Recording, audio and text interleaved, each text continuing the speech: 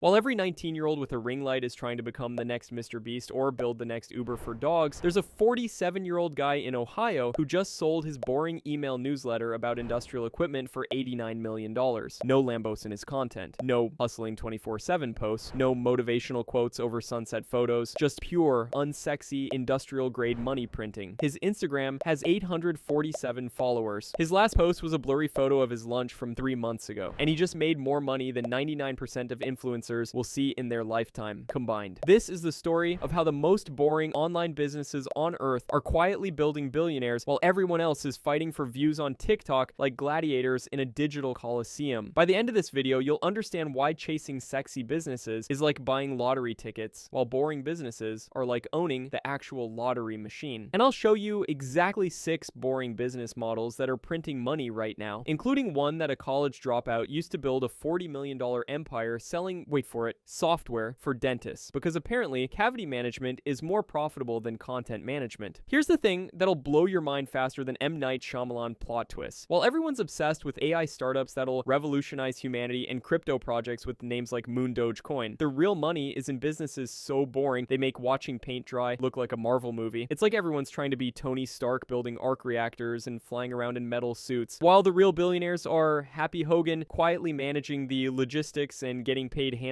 for making sure the boring stuff actually works. Think about it. When was the last time you saw a TikTok video about enterprise resource planning software? Never, right? But the companies making that software are laughing all the way to the bank while TikTokers are crying about algorithm changes. Here's the psychology behind this madness. Humans are naturally attracted to flashy, exciting businesses because they trigger our dopamine receptors. We want to tell people we're building the Netflix of fitness or the Airbnb of pet sitting. But boring businesses, they trigger something way more powerful: consistent revenue. The numbers don't lie, people. 73% of profitable online businesses are in what we'd call unsexy niches. B2B boring businesses have 3 times higher success rates than B2C trendy ones. And here's the kicker. The average B2B SaaS company is valued at 8 to 12 times their annual revenue, while trendy consumer apps are lucky to get 2 to 3 times. The 6 boring billionaire blueprints. Business model number 1, industry-specific software. The dental office goldmine. Let me tell you about a guy who's probably never been invited to a tech conference in his life, but he's making more money than most Silicon Valley darlings. He built software specifically for dental offices. Not exactly the kind of thing that gets featured in TechCrunch, right? This software helps dentists schedule appointments, manage patient records, and track treatments. Boring as watching grass grow, but here's the beautiful part. There are over 200,000 dental practices in the US alone, and most of them were using Excel spreadsheets and paper files like it's 1995. The formula is stupidly simple. Find an industry that's still living in the Stone Age. Build ridiculously simple software, charge them monthly fees, watch money roll in like you're printing it in your basement. Another example, a 23-year-old kid built software for pet groomers. Pet groomers. While everyone else was trying to build the next Instagram, this guy was solving the earth-shattering problem of how do I keep track of which dogs need their nails trimmed. He's now making $180,000 per month. That's more than most investment bankers, and he doesn't even have to wear a suit. Business model number 2, B2B content and newsletters. The information monopoly. Remember Morning Brew? Those guys who send daily business news that doesn't make you want to jump off a cliff. They sold for $75 million, $75 million, for reading the news and making it slightly less depressing. But here's where it gets even more ridiculous. There's a newsletter about supply chain management, the most boring topic since watching Congress debate infrastructure funding. This newsletter has 40,000 subscribers paying $500 per year each. Do the math, that's $20 million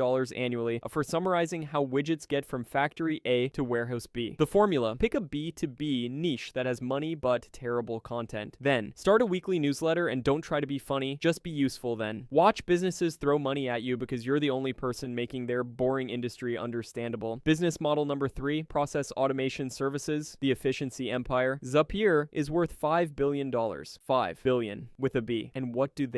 They connect boring business tools to other boring business tools. It's like being a digital plumber, except instead of fixing leaky pipes, you're connecting MailChimp to Google Sheets. I know a guy who automates invoice processing for small businesses. He takes the soul-crushing task of manually entering invoice data and makes it happen automatically. His clients love him more than their own mothers, and he's making $95,000 per month doing something that would make most people fall asleep at their keyboards. The beauty of this model is that every business has repetitive tasks they'd pay good money to never think about again. You become their hero by making the boring stuff disappear. Business model number 4, compliance and regulatory regulatory tools, the necessary evil. Here's something guaranteed to make your eyes glaze over. GDPR compliance. Just reading those words probably made you want to take a nap, but companies are paying millions for software that helps them comply with these regulations. There's a therapist who built a simple HIPAA compliance tool. HIPAA, the most boring acronym in healthcare, but therapists need to protect patient data, and messing it up means getting sued into oblivion. This tool does one thing: make sure therapists don't accidentally email patient information to the wrong person. Revolutionary. $200,000 in annual recurring revenue within 18 months. The formula is beautiful in its simplicity. Government creates regulation, then businesses panic about compliance, then you build the solution, and they throw money at you to avoid prison. Business model number 5, data analytics for boring industries, the insight machine. Palantir is worth $50 billion analyzing boring government and corporate data. They literally take spreadsheets full of numbers and make them into pretty charts that help people make decisions. It's like being a translator, except instead of translating languages, you're translating data into English. There's a guy making $300,000 per year building analytics dashboards for construction companies.